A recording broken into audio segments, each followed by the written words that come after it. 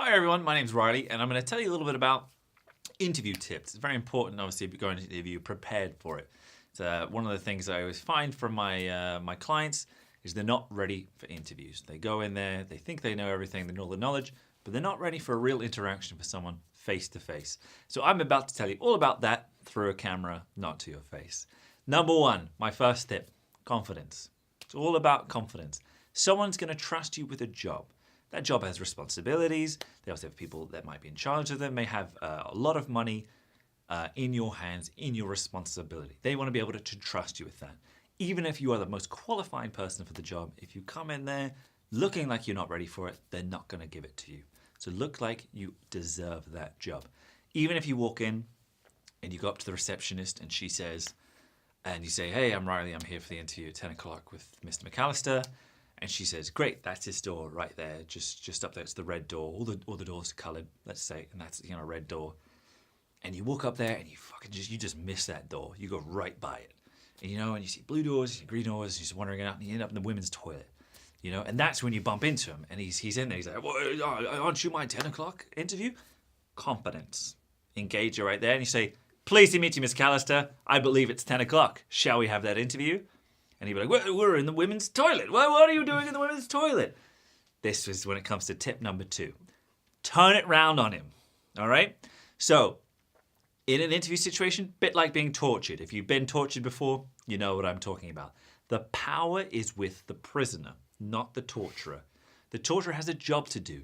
They have to get information from you. As a prisoner, it's a very easy job. Just don't give up that information. How much pain can you take? All they're going to do is kill you if you go beyond that threshold, except that you're already dead. It's not much to do. Same way with his interview. You're going to turn it round on them. So he says, what are you doing in the girls' toilet? You say, let me tell you about my strengths and weaknesses. You've already started the interview for him.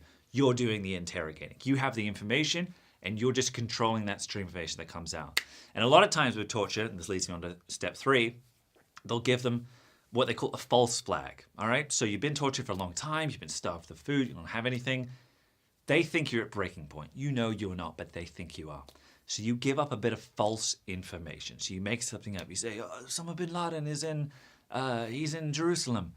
And then they go, oh, great. And then they do all kinds of drone strikes on Jerusalem. Turns out he wasn't there, but you've bought yourself some time, all right? So then they bring you some food and you're fine. Same thing.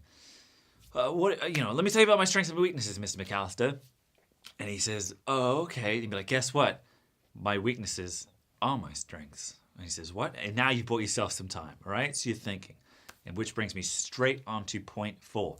Have some water. This is everyone's favorite one. Everyone always loves this one. And this is one I get people quote at me on the street, in the airports, whenever they see me, Uber drivers, they'll look back and be like, hey, have some water. And I'm like, have some water. So say it with me now. Let's all do it at home. Ready? 1, 2, 3. Have some water. It's fun to say and it's fun to do.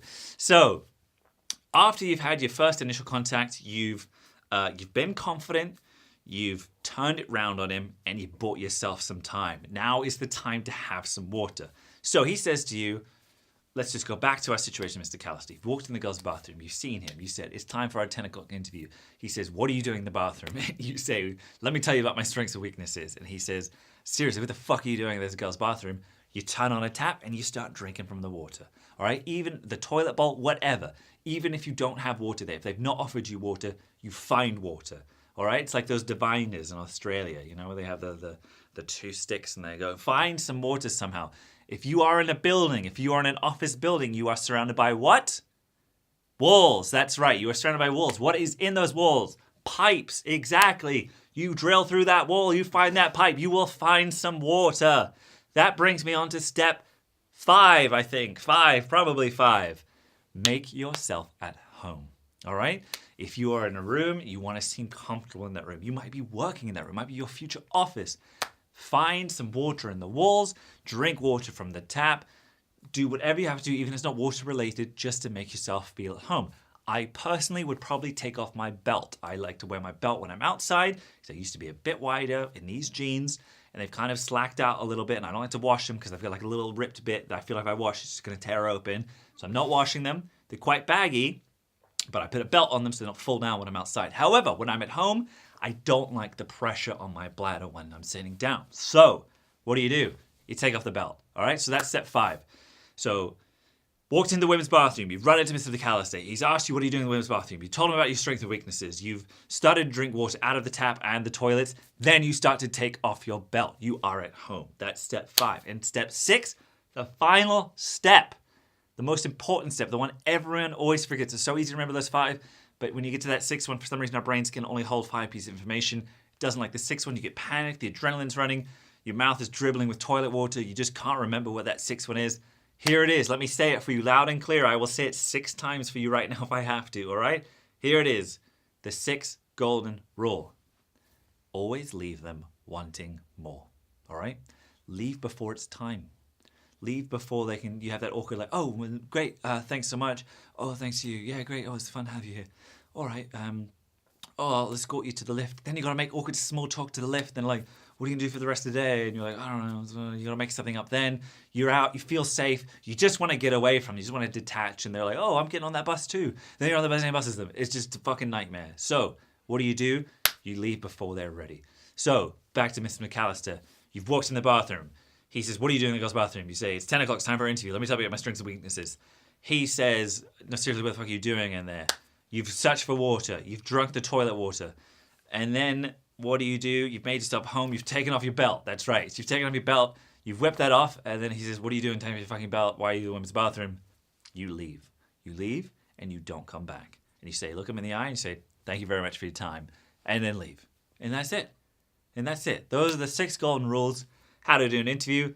Leave your comments down below. Let me know how you guys get on. If you like any of those, obviously give us a like, subscribe, and best of luck at your interview. Always leave before they're ready.